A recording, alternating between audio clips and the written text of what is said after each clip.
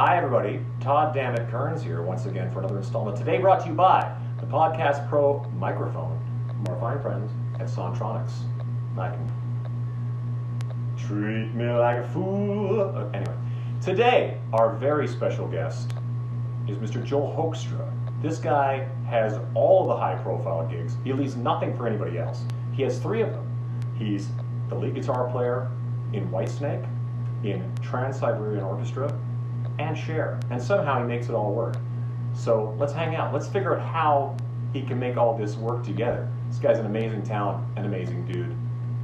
Stay tuned. Joel Hoekstra.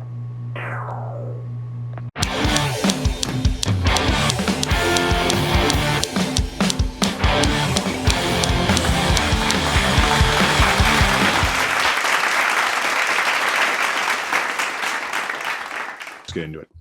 We're recording. Okay. Boom. We're on. How are you? You're East Coast. Are you in Manhattan? Yeah. What part of the city? Upper West Side. Oh, yeah. Nice. Yeah, it's funny to talk that way because it's one of those long-time dreams for almost anybody in showbiz, New York City. So how long you been in the city? Since the top of 2001, so a little over 20 years. Wow. So what brought you there? A theater gig. That's right. That was Rock of Ages, then. Was it that? No, it was actually before that. It was Love Janis. It was a show about Janis Joplin. Oh, that's right. Yeah. So I was playing in Chicago, where I grew up, with a girl named Kathy Richardson, and she got the role of Janis. And then cool. When it came to New York, yeah, that ended up being, I got in the band.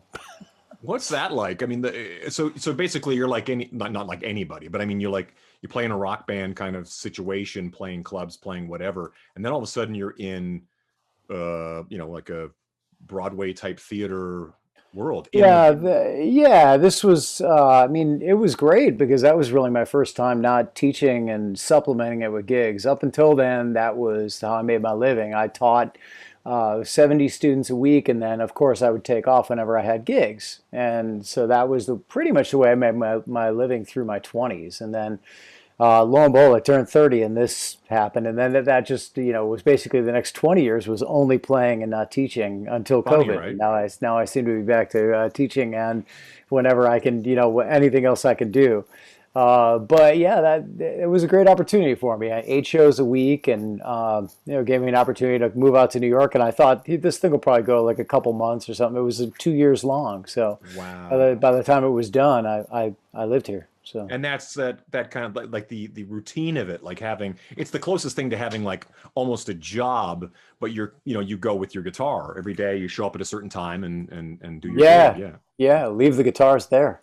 That's true. Yeah, there's that. Yeah. you're playing so often on gigs like that, man. 8 a week, 6 days a week. So I bet. You're basically like, nonstop, and you blink and you're playing again. Yeah. And I did that a lot. And then that director took that show out to like regional theaters, and I would go play in the bands there. So it would like live in a city for like 6 weeks. And so, it definitely gave me my start in a lot of ways, man. I mean, I grew up playing in bands just like everybody else, but it was like my first opportunity to be a part of something that was like, oh, this actually makes enough money that I don't need to do anything else, teaching or anything. And it was really good for me.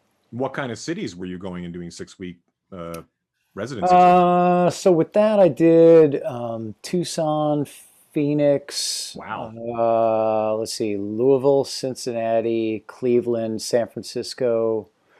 And then he had another show that was a blues show that I did as well. So same thing. It was like just a show that was, really like really old school blues. And I was in the band for that. And that was great fun too. And trying to think what I did with that. Tucson, Phoenix again, Kansas City, Seattle. So yeah, there's a bunch of cities that I got to go sit down in through doing that for like 6 weeks. So every time I go back there, I kind of feel like I lived there for a little bit, That's long enough to feel like you put some roots down in a funny way. At least at the hotel and the coffee shop and restaurants that you frequented during all that. yeah. It's definitely more than, our normal existence, where you go in and you go to the hotel, you go to the venue, and you're like, All right, I see you know, later. I know. I'm embarrassed because we talk about it all the time. I'll be like, "Have I been there?" I'll say our drummer remembers everything, and he's always like, "Yeah, dude, we did this. We stayed at this hotel," and I'm like, "Pfft." It's like airports or buses and venues and hotels. It's really, it's just Yeah. a Yeah, series of those. you get to know your airports really well, and then I was having a strange time in 2019, kind of leading up to this COVID thing of having um, Whitesnake had done Europe, and then I was over there with Cher, and we were going there. I was like, this is the same hotel. Like, in the same hotel I was in like 3 months ago at Whitesnake. It was this really weird thing to be back with a different group of people, and yeah, so we know our hotels really well and our venues really well, right? And I know, it's airports so definitely. surreal. Yeah. And that's actually one of the first, one of the biggest things that ever gets talked about whenever your name comes up. It's always like, Joel has Whitesnake, Cher, Trans-Siberian Orchestra. And it's not like they're things that you're doing, he did this and then he did this and then he did this. It's like you've managed to do them all and keep them all kind of all these balls in the air at the same time. At the same time is not the right way to put it, but structuring it like as a working musician, that can be, is it mildly stressful in a way? I always find that sometimes when you have, or is it kind of like, there's certain ones that you kind of have to make a priority, and when you can make them work, you make them work. Oh, it's definitely stressful, man. It's taken years off of my life trying to do all I that, know, I know, yeah. but it's kind of, it's really just been the norm for me. For me, that's kind of the only way to constantly keep going. And yeah, I mean, I've enjoyed it. I would say, even really back in those days, man, when I was doing like that blues show, this goes back in my, you'll learn about the the strangeness of my path, but I was playing with the Turtles, Happy Together, and I was actually the Yeah. bass player back then. and Wow. How old were you when you were it's, doing that? I would say maybe 33, Oh, okay. So you were 30. doing it. I was an adult. Yeah, I was not a yeah. kid. So I mean, I was off when I was touring with the blues show or at those cities where I'd sit down. Every city I'd get to, I'd have to find a sub immediately because I knew I'd have like two or three fly dates with the Turtles that I'd Oh, have sure. to Yeah. go. Like, hey, I'm gonna have to leave on this day, so I need to get this guy trained to fill in for me on those theater shows. So I've been doing that. It feels like, The whole time. not, yeah, and then really that era led into Rock of Age, well, Night Ranger, and then Rock of Ages kind of came on simultaneously. So I had to find subs at Rock of Ages to play with Night Ranger, and then I got Trans-Siberian Orchestra, so I had to find a sub with Night Ranger and with Rock of Ages, and I had I think 6 subs at Rock of Ages, and during that time because I was gone a lot. I mean, I was touring with Night Ranger and with Trans-Siberian Orchestra. I never took a show off just to hang out at home. I think I did that like one night in over 6 years. I think I was one time where I was like, I think I'm just gonna stay home. Yeah, but Yeah. So anyway, it's been the norm for me to have, yeah. So it was Night Ranger, Rock of Ages, then added TSO, and then kind of made the change over to Whitesnake. And so for a minute it was Whitesnake, TSO, Rock of Ages. Then Rock of Ages closed. Whitesnake, TSO, then Cher kind of came into the fold, and that was David really having knee surgery that opened right. that the avenue. Yeah. It was just having that time off from touring, and just next thing I knew, that turned into a little bit more of a full time situation than it was supposed to be. I mean, it was supposed to be like go in and do a couple shows. So But I think the biggest key is obviously being desirable as a player to have maintained all these, and being able to kind of go, I don't really know how it works in the theater world, but I assume if a guy, the theater world seems a lot more open to the idea of, this is Mike, he's going to play, when I'm not here, he's going to do that. Whereas sometimes in band situations, no one's that keen on like playing with yeah, Mike. yeah, Yeah. definitely. It's two totally different worlds. It's Yeah. it's completely unionized. Like when you do the theater gigs, like Right, right. Rock of Ages was, they give you, the union gives you a white hiring slip, man. When you get hired, and that's it. It's your gig. There's no like, this guy's going to fill in for you and do better or schmooze, and they'll like him Right. better. No, that's like all out the door. That never. Right. it would never happen. It's your gig and your job to sell it out. And so that's kind of nice. I mean, that was a really nice thing during Rock of Ages, not have to be like sweating that all the time and be like, well, if I'm not there and then this guy's in there, is he going to, are they going to like him better than me? Right. Exactly. So, and because it's that funny. does happen in rock bands all the time, where like All the time, man, some guy comes in and you always have to be careful who you use as a sub, because not really. I mean, we've all been in that position too, where we've subbed for somebody and the next thing you know, it's your gig. You know what I mean? Yeah, right. Happens, yeah, exactly. I mean, I think that definitely tends to happen in the bands because people are a little bit, they take that stuff more personally, Yeah. It's like totally. You can't be like, well, what do you mean, like, and so, the theater thing is great in that regard. And, TSO, I mean, they're very professional about everything, man. Of course, Yeah, so that they're kind of like a balance between those two things. I mean, they definitely would be upset, but they definitely also like are, TSO is always about TSO. It's not really about like, me being in TSO. It's always about the show, So, but they're kind of like a balance between those two things, I would say. But yeah, it stinks, man. I hate that. I hate that feeling because the bottom line is, and I'm sure you understand, being a pro is like I appreciate any gig I get. Like, of course, yeah. Big time, There's not been any of these that one guitar player wouldn't be like, wow, I'm really lucky. I've got this gig, Right. So it's a terrible feeling when you feel like, people don't realize that you totally appreciate it, of course. Yeah. But it is, there's 365 days in the year, I always say, and it's kind of like, and if this band or this project or this show isn't working at this particular part of the year, then you have to fill that time.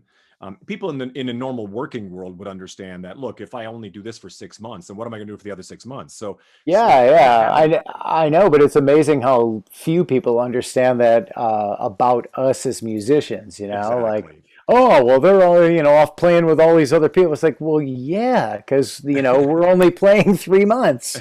Did you want me to sit on my sofa for 9 months? I mean, of course not, I mean, that's just the nature of the business these days. And I think it's also just the nature of like, how much money is in recording and things like that you don't see. It's not like you're gonna do a tour and then go right back into the studio, make another album, go back out on tour like in the old days with a band. No. I mean, if we were, that's what everybody needs to wrap their head around. So at the end of the day, that's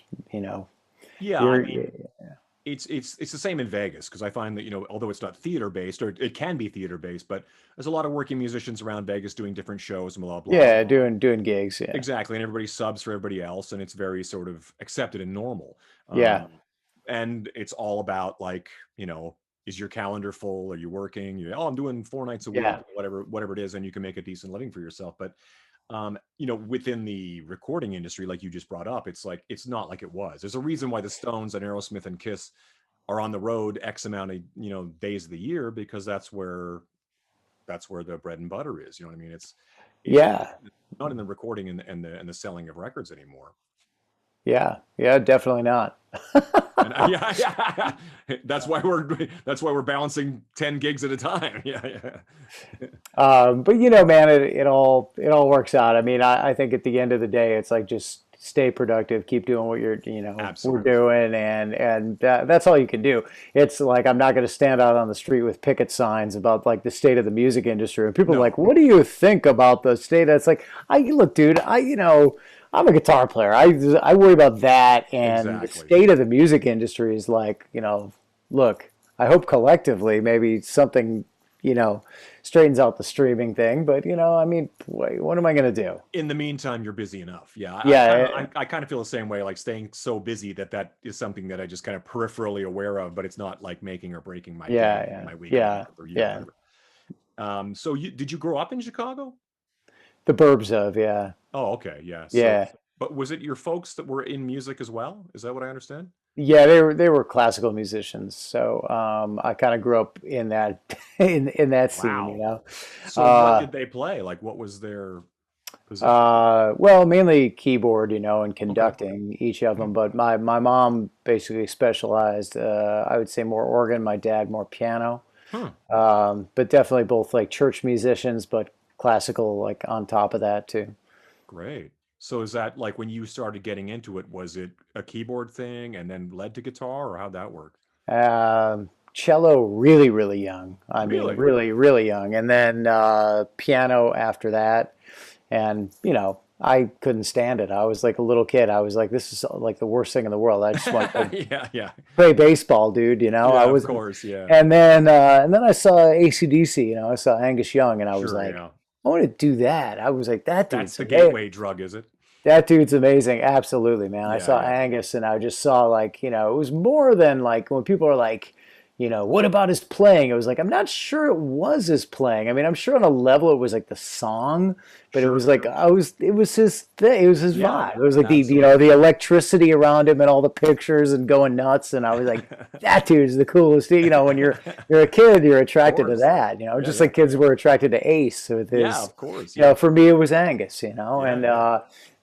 and so a lot of people are like, well, you don't really play like Angus. Like, oh, I mean, I kind of do at times if I want to, but Sure.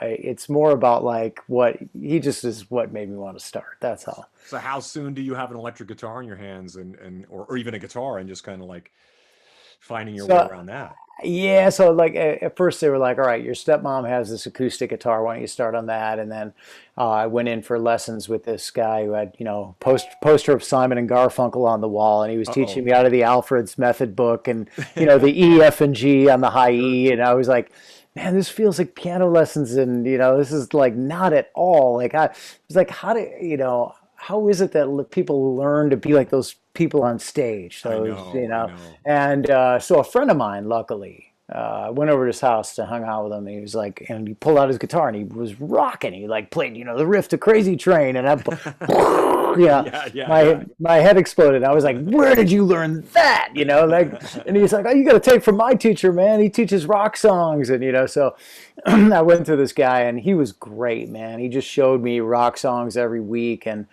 he didn't write anything out. This is back before anybody used to tab stuff or anything, Sure, and yeah, yeah. it was actually the best thing in the world, man, because you had to practice hard if you wanted to remember. Otherwise, you completely wasted your money. So it was like you Right. go get the lesson, and I remember being like, waiting for my mom to come pick me up because I was only 11, and I was sitting with my guitar out at the mall practicing the song frantically, being like, oh God, how did that part go? How did the second part go? Try to remember, man. But that was great, and then they ended up it was just a mall in suburban Illinois, but then they ended up hiring T.J. Helmrich became like the next guitar teacher that I had there, and he's like a virtuoso, Okay. so he ended up like going on to have like a, rock fusion career and everything. And Right, so yeah. that ended up being a real blessing that, I was this like, 12-year-old kid, and people think, well, TJ must have really taught Joel the eight finger stuff, and like kind of, but it was more like back then it was like, here's how you bend. Right, He right, was yeah, like yeah. he was teaching me like the right way to hold my fingers when I was bending and stuff. And then as I watched him, I was like, how's he doing that? Because by then we were more like friends, and I was like, Right, right, right. but I do remember him teaching me like the solo to "You Can Still Rock in America," because Oh, he was wow. working a lot on the eight finger stuff, and I think he was doing that so he could practice during the lesson, and then I remember going home and playing that and trying to look at the ceiling and do the eight finger thing, and it's so funny how that came full circle for me, being It able really to is, yeah. have all that Fortuitous. stuff. Yeah, yeah. So And what was that like? So when you get into guitar, are you like right away in like, is it Shredderville at this point? Like, is it like pointy stick guitars and all that kind of stuff? I'm trying to think about. oh well, yeah. I mean, it had nothing to do with like I didn't even really. All I wanted to do was play songs, Yeah, like yeah, when I was yeah. that age, I had nothing to do with like wanting to be like fast at all. I was like, Sure. I wanted to learn Black Sabbath and Ozzy and, Hmm.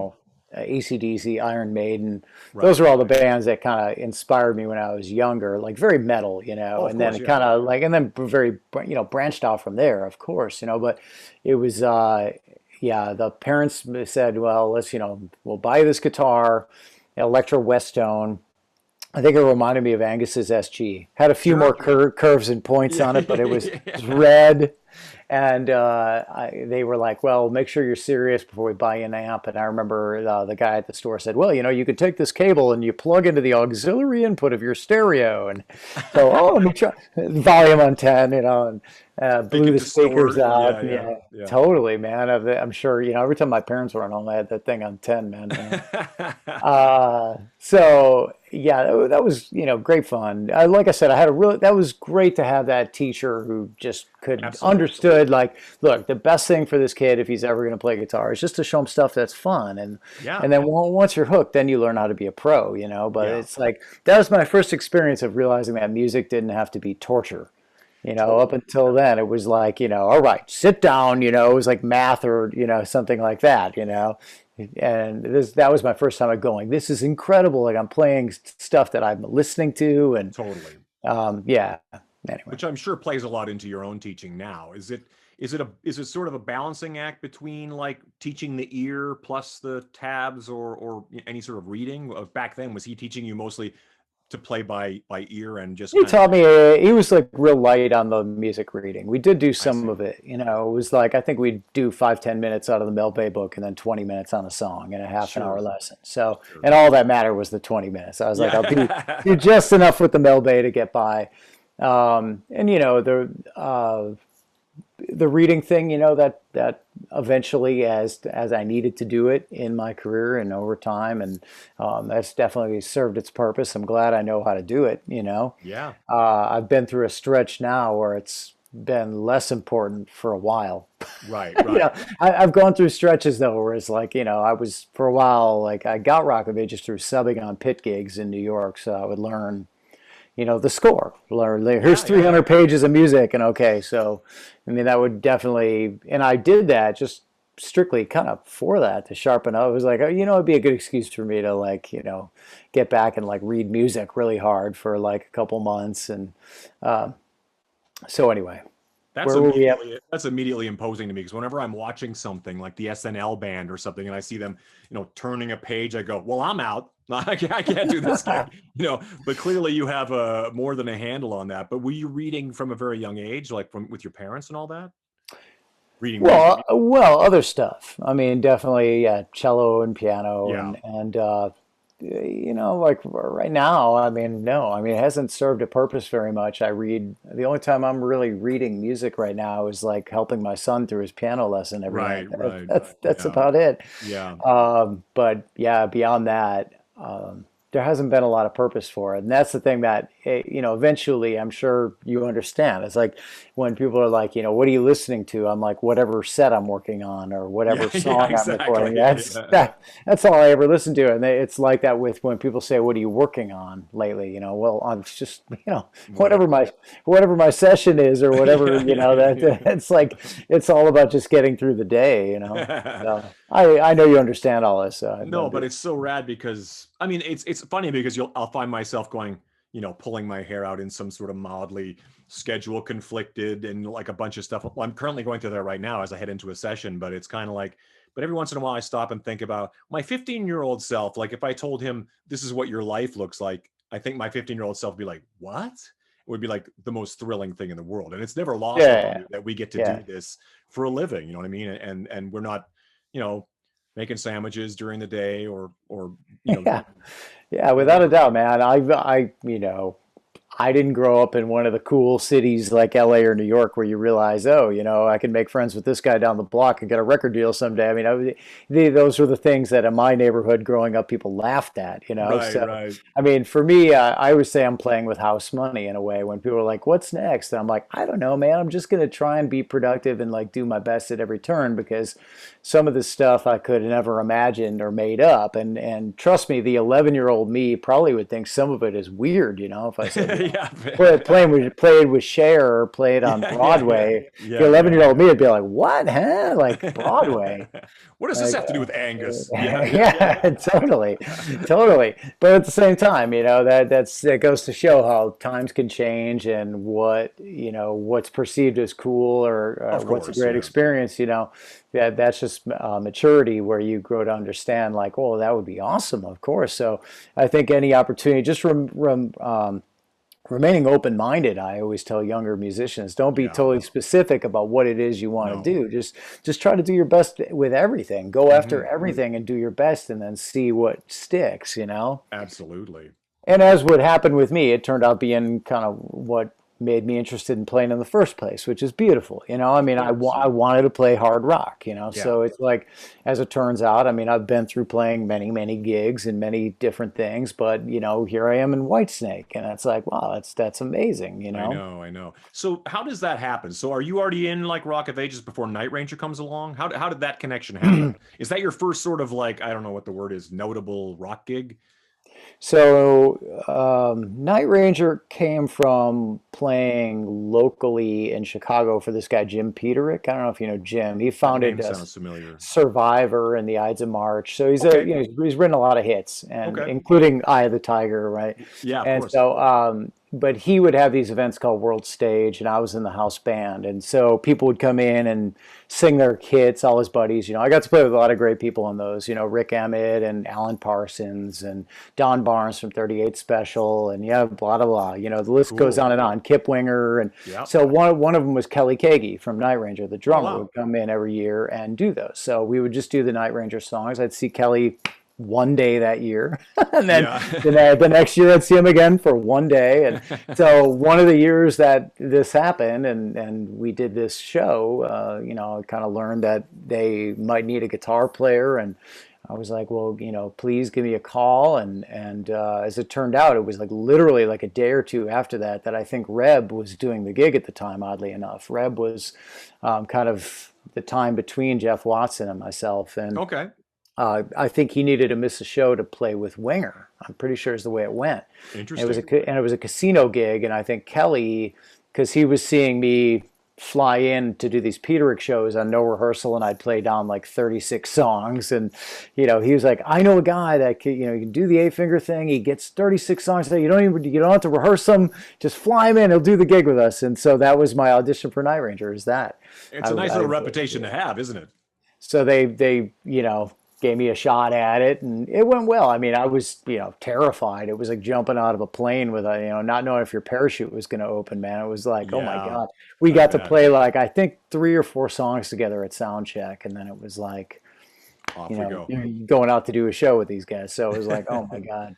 So, but yeah, that went great. A great opportunity with those guys. So the kind of order that it fell in was Night Ranger and then Rock of Ages. And that kind of Oh, I came through see. playing the pit stuff here, Right. where that opportunity arose. And then I would say TSO really kind of came more from Rock of Ages, but I think it was kind of having both of those that helped, you know, because Alex Skolnick was taking a year off, and I think they Right. wanted somebody with a little bit of like, you know, a couple, like a little bit of a resume, like, Yeah, yeah, you sure. Yeah, know, yeah.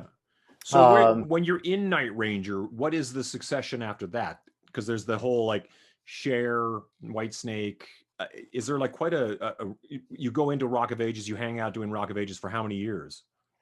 it was over 6 years, but Is it it that during long? that, Wow. yeah, but during that time, it was Rock of Ages. Night Ranger was before that. So Night Ranger, Right. add Rock of Ages, like, I would say it was about 8 or 9 months after I joined Night Ranger. And Did you then, essentially leave Night Ranger to do Rock of Ages? no, I was just like, hey, you know, I told them I'd love to do it. I just got to be able to take off whenever Night Ranger has a show. And Right. that was definitely one of those moments. They were like, you know, well, Night Ranger has a show during previews, and people don't take off during previews. Otherwise, you don't have this gig. And I was like, I can't take it. Like, I was like, I can't sub out a Night Ranger. I just joined the band, you know? Right, I'm not right. telling them like I can't make it that weekend. And Oh so no. there was a big stare down. I had a big, you know, and thankfully they kept me on. I subbed Wow. out during previews, and they were like, but that's when newspapers come and review the show. I'm like, it'll be fine. I'm like, just this guy's gonna come in, he'll nail it, and like, you know, it's just a guitar player in a theater show, man. Come on, relax, you I know. suppose in reality, there's singers and actors and things going on. The guitar player, although your part in the show was a very visible part. from what I Yeah, remember. I would say, for that, a lot of it was just understanding what of the vamps in the chart. It's not as easy as when you're listening in the house. That and just understanding where you have to stand at a few points. There were a couple speaking lines.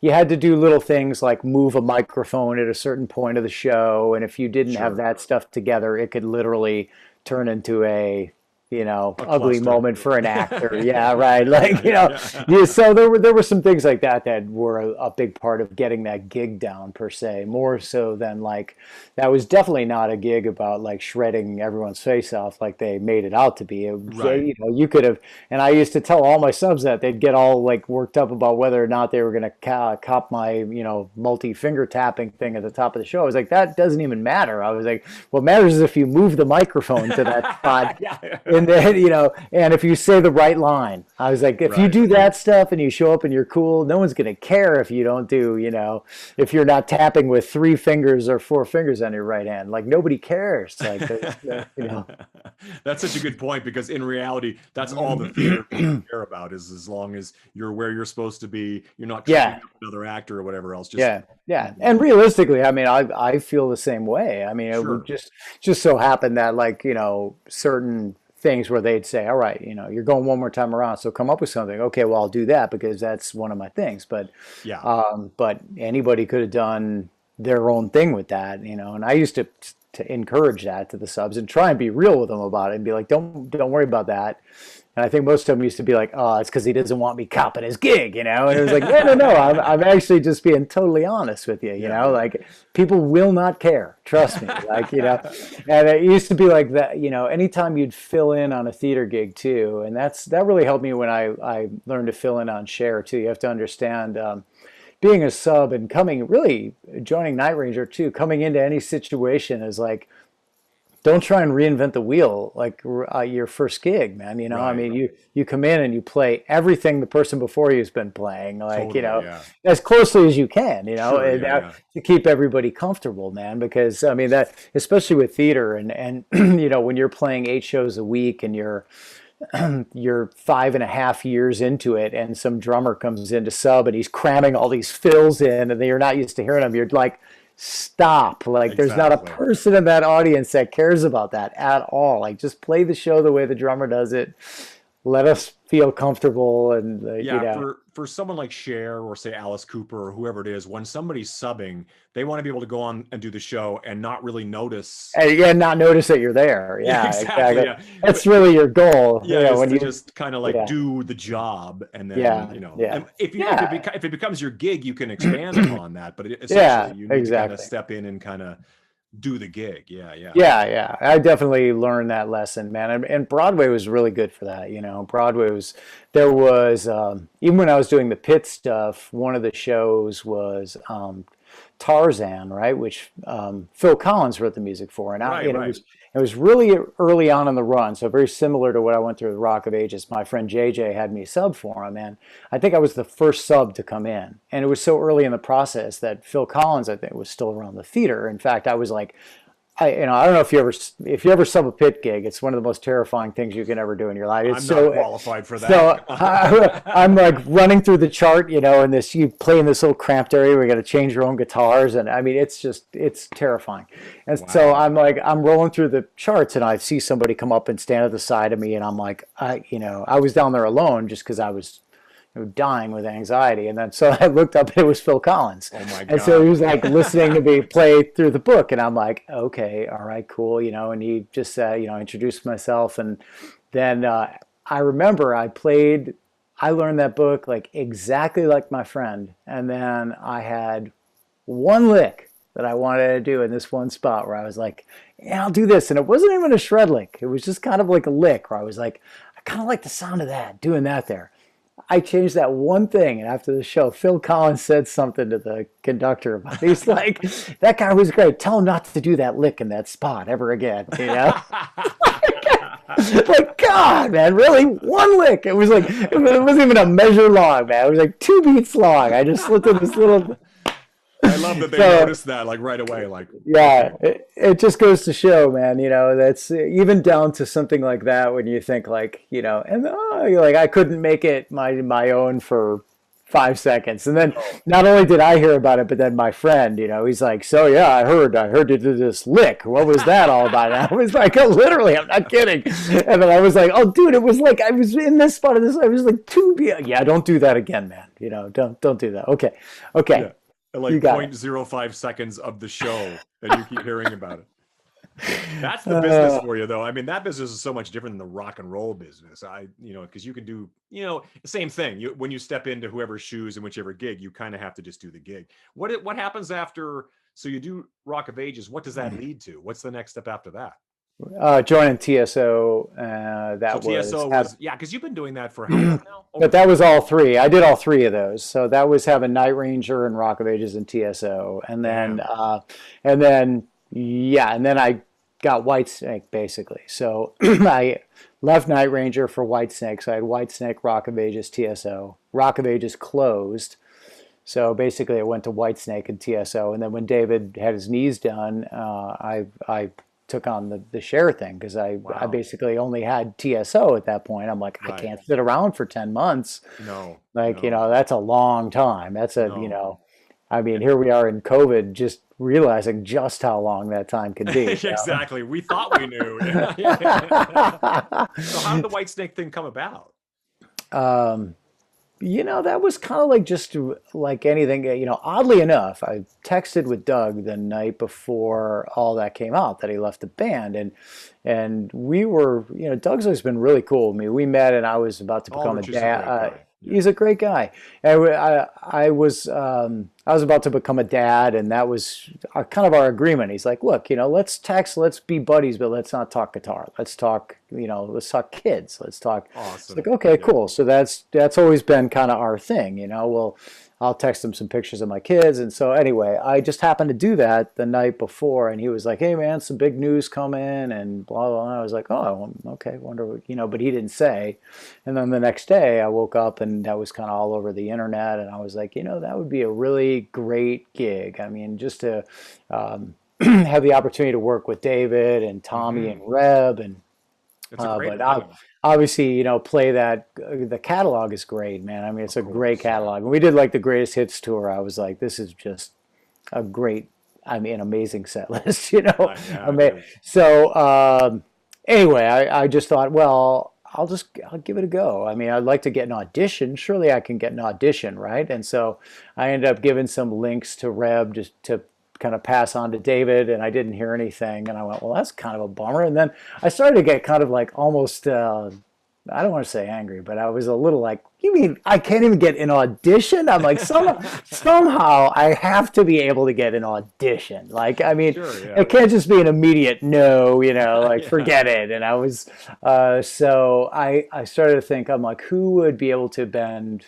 David's ear to get me, give me an audition? And I happened to think of Phil Carson because I had filled in for Mick Jones and Foreigner, right, on very, very short notice and under a lot of stress when we were on tour with them. Nuts. Yeah. And so, Phil Carson, Foreigner's manager, I figured, he's British. Who also worked with Led Zeppelin back in the day, didn't he? Yeah, and Phil and I were also tight because he was Dee Snider's manager as well. And Dee was in Rock of Ages. And so I thought, maybe I could ask Phil to, and sure enough, Phil sent an email to David, and next thing I knew, I had an audition. It was kind of like, wow.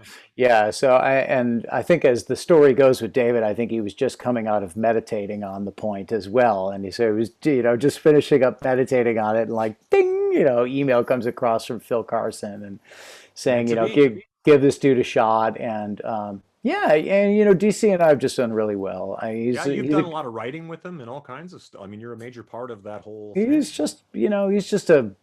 I guess I just get along with him. I just like where he's, for me, David's very easy to get along with and has been a good dude to me. And I think, it's been great, all the time in the band. So I'm hoping for more here, if COVID permitting, But yeah, I love David, man. He's been really good to me, and this, joining that band has been really good for me. Period. So definitely no regrets on that. As much as I loved my time in Night Ranger, it was a good next experience for me. That's all. Joining Whitesnake. And it is a long-term thing because it's still going. I mean, Yeah. pandemics notwithstanding, it exists and it's moving forward. Yeah, Yeah, I mean, I joined, it's like 7 years already, which is that's amazing. insane. I That's know, yeah. I amazing. mean, time Yeah. really flies. So but I mean, David and I just came to that realization the other day on the band text thread. I was like, I think it's been 7 years. I joined in 2014. It's kind of Crazy. insane. Yeah. That's great. So when the share thing comes along, I know you're saying so there's a period where David checks out for a while. I assume that's kind of like a healing process. And is the share thing that comes through more of a theater connection or a rock connection, or how does that come about? That was me just doing the old like, I think I'll just text everybody and be like, hey, if you know anybody who needs a fill in, I don't need a new gig, Right. but if they, if there's anybody who needs somebody to fill in, and Justin Derrico, I'm sure, right? Yeah. So Yeah. Justin plays on The Voice with Dave Barry, who is Right. Cher's longtime guitar player. And I think just so happened that like right around that time I sent Justin that text, I think Dave was saying I got to get a sub for Cher because he needed to be at The Voice. And Right. so yeah, I mean Justin was like, all right, it's going to sound like a weird suggestion, but how about Joel Hoekstra? He's in Whitesnake, and I think had to kind of explain the fact that like I know how to play a gig down, not just Right. like Right. shred and Yeah, exactly. so You don't need a fog machine and a wind machine and the whole thing. No, he can. yeah. Yeah.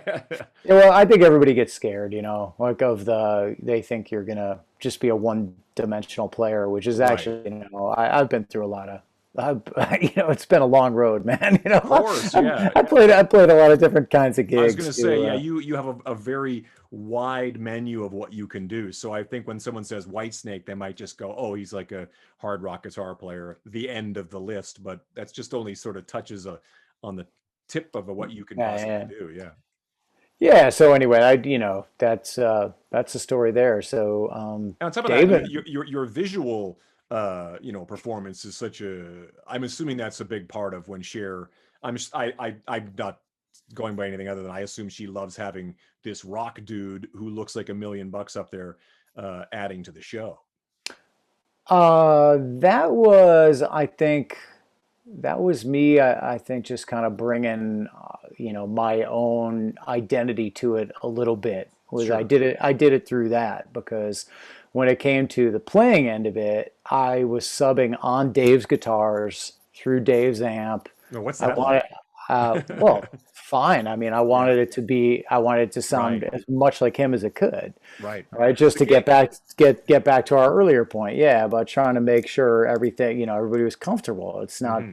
not about whether or not I have good access to the 23rd fret or whatever. Yeah. Right. It's like it's more like so. I really, the music director gave me ISO. An ISO recording with everything panned to one side with a click track and him Oh, panned okay. off to the other. So I could learn every nuance, like, the Perfect. slide up, slide down, vibrato, no vibrato, whatever, all the Right. way down to that kind of stuff to really try and sound like him as much as I could. And then I just kind of thought, okay, in those step out moments, I'll probably just, they had only given me one little video of him doing it. And we had, I would say just different stage presences. I'd be like, I probably have to just kind of do a little bit of my thing with that. And so, Sure. yeah, that's kind of the way I approached the gig, man. And then just kind of rolled the dice that everybody would like that. But I remember saying to him, I was like, do I need to do something with my hair to fill in on that show? I was like, do I need to, if you want, I'll put it in a man bun and wear a hat or whatever, because it all depends. You Certain never artists, know. this Yeah. this would be not cool at all, Yeah. right? I mean, pop artists especially. Yeah. So, but he was like, no, I think she'll like the fact that you have long hair, and so it ended I up. think it adds. I think it definitely adds to the visual aspect. What I've seen of it, it's Yeah, I think, it just, I didn't know what to expect. of You don't want to course get sent home because you walk in and you have long hair and, the wrong what's shoes that? on. Yeah, Right. yeah, exactly, man. You just never know. Yeah. So, I mean, I ask all those questions and I'm You also have like to. willing to tweak any of that stuff. If Of anybody, course. yeah, you gotta have the right, yeah, I suppose, like humble approach to things Yeah. where it comes to Yeah. like, what can I do to, make you guys happy and Yeah. like, not Yeah, because step they're in not like, going to bend what Cher does around the sub guitar player. Like, yeah, yeah, yeah. I'm here, alter all of this around what I'm doing. That's not. right, right. Yeah, yeah. So, yeah, anyway, man. So, yeah, that's kind of the story there. So Uh, what did you lose during 2020? How much of your calendar was just basically your whole calendar was thrown in the garbage like everybody else's, but you managed to turn it into a lot of writing, recording, and teaching, it looks like. Yeah, I mean, it was pretty awful. I'd say the Whitesnake, we got out for the beginning of our year because we had about, I'd say 6 months lined up, and then I had 2 months with TSO, and I was kind of happy there. I was like, all right, that's 8 months on the road.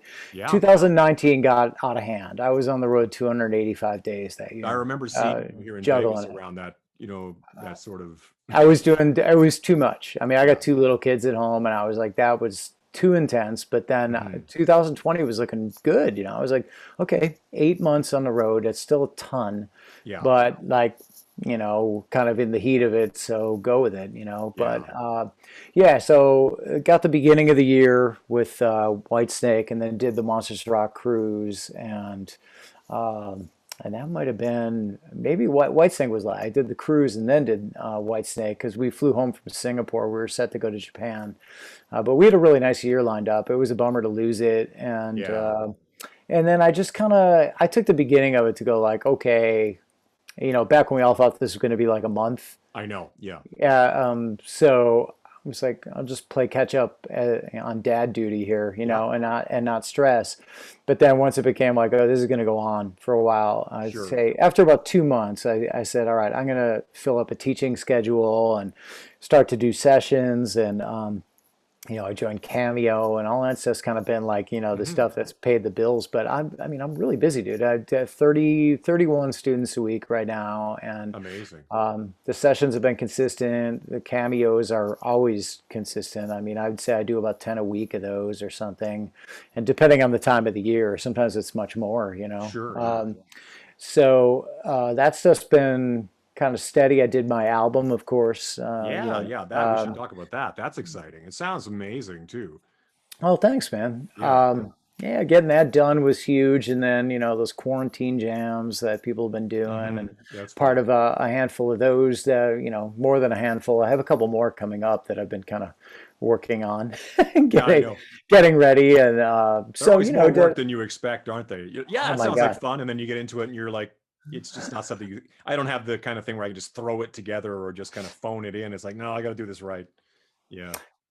Yeah, so, but I mean, as far as staying busy, when people are like, you must be dying to get back on the road, I'm like, I'd like to get back out on the road to relax, like to Yeah. Yeah. have like Exactly. a day off in a hotel Yeah. somewhere would Yeah. be like Exactly. amazing. I know. Yeah. Because I've definitely been working really hard, and every moment I'm not teaching or working or I'm with my kids. So I mean, Yeah. I've been kind of nonstop for a little over a year now in terms of definitely working harder. But I'd like to say things could be a lot worse. I could be totally out of work. We could be in a I could be not healthy, of course. I should mention Yeah. that first. Yeah. So I mean, things have been fine, all things considered.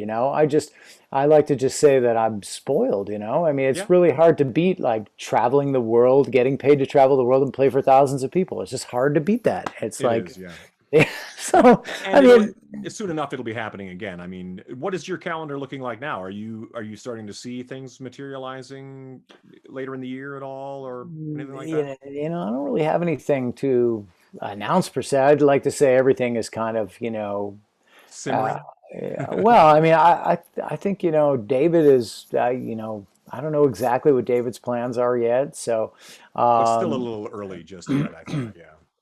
yeah, I mean, put it this way. I think when DC goes out, he doesn't really like to go out and do like a fly date or like a, hey, let's Right. do a week here. David likes to go out. Yeah, sure. And then have it like you go out for a couple months, then you take like a few weeks at home. You go out for a couple months, and that's how your Sure. touring goes, right? So, and I think for that, it's more complicated because you're talking about more than just having the United States together. And, when people are talking about shows are happening, I saw it's like, not really, man. There's like I people know. doing like like fly dates and for 25 or 50% capacity. And that's not a tour. That's so, I think we're a ways off, I would say, from seeing a total return to normal with the touring right now. Now TSO, I mean, that's Yeah, US only. Let's see, it's in the fall, November, December, that's a pretty Um, safe bet, I would think, wouldn't you? I don't know. I mean, I mean, I it's a don't think, massive thing, so I know there's a lot of people attached to that, to those productions on both coasts, right? So, um, I guess there's a lot of red tape as far as vaccinations and da da da da da would go with something like that. yeah, I don't know yet. I don't really know the specifics of it. I know it's not off the table, you know. Sure, I think we'd know if it was like, yeah, you guys aren't going to be touring this year, but so we'll see. that's great. They got amazing management. TSO's got It's a legit, real deal. Yeah, they're just awesome managers, man. They're just good, and I've been with them so long that they're just great dudes. I like the management there, and we'll just I definitely leave it up to them and trust they'll do everything to make it happen, man. They want it to happen just as much as we do, man. I mean that was the biggest sting of the 2020 thing, was not doing TSO, because that's like an annual tradition. It's more than like yeah. oh, we got this year to like canceled, but we'll be out next year. It's like, no, we the TSO is like, that's what I do during the holidays. That's like, Absolutely, yeah. so And it's no joke too, right? Like the schedule is full on when you jump into that, isn't it? Like a couple times a day. yeah, it's definitely like the Marines of rock, man. I call it. It's by the time you get done, like you do 2.5 weeks, really, really long days of rehearsal. I'd say 9, 10 hour days of rehearsals for 2.5 weeks, and then you're doing 8 shows a week. So you basically do a typical work week with them is like a single on Wednesday, a single on Thursday, different cities, of course, So you do a Right. single show, and then the next 3 days are double show days. And you have to consider with each of those, you have a sound check typically before, and then after you have a short meet and greet for like, radio or media people, and then you have a signing line for the arena. Right. So, I mean, you're basically For an arena. you're in the arena on a 2 show day from, I would say, it's like about noon until midnight.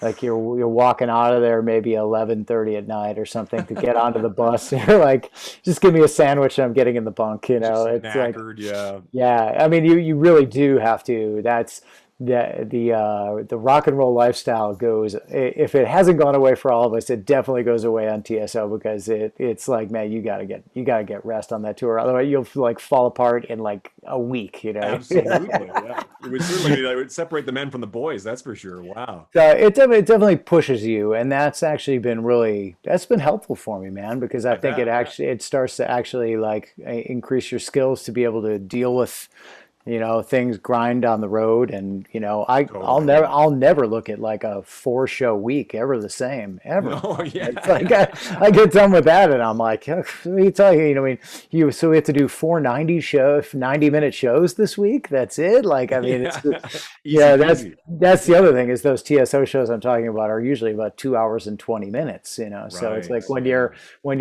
when you're on stage and you think, wow, okay, so I spent almost 5 hours on stage today for 10,000 people. So it's not like you can kind of tune out either. It's kind of No. like 5 hours of being really on and being, a lot of, I guess, mental energy and physical energy being committed to it. So Yeah, and the vocalists kind of come and go, but you're on stage the entire time, right? yeah, the band is on stage the whole time. We definitely work the Yeah. most out of that. The singers are,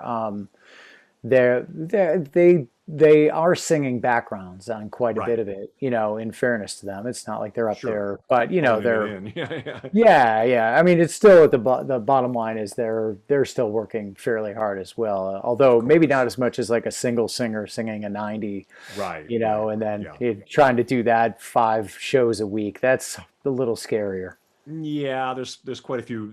Those kind of tours will crush any decent singer if he doesn't take amazing care of himself. Yeah. Yeah, yeah, Yeah. definitely, man. Well, thanks for hanging out, brother. Like I said, Dude, my pleasure, man. the lesson learned today is be amazing. Uh, and you, I'm not that, brother. yeah, you It's, are.